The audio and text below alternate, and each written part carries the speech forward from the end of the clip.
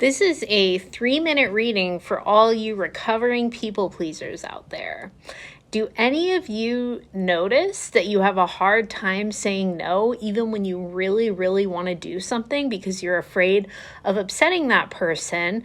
And the person probably doesn't really care that much, and you're going to probably flake on them or change your plan last minute, which actually is more harmful than just saying no in the first place.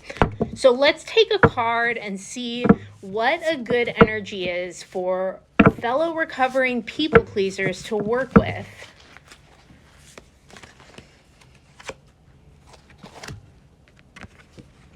It's the Five of Wands.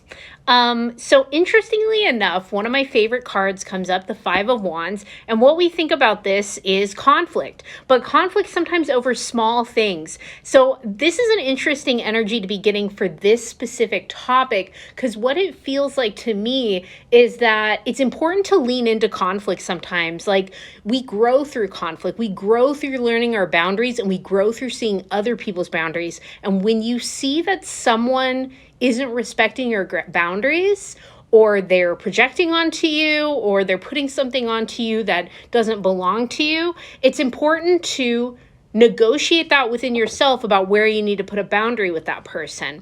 Of course, the Five of Wands can come up for those of us that find ourselves in conflict, and people pleasers, we tend to find ourselves in conflict sometimes because, again, we can't say what we want, and we're so afraid of hurting other people that inadvertently we end up hurting people more than we have to. So I think Five of Wands reminds us in a more evolved way that conflict is necessary for growth, and we have to lean into it. And of course, creating conflict out of thin air is a problem. That's a trauma response. Let's not do that. I relate to that as well.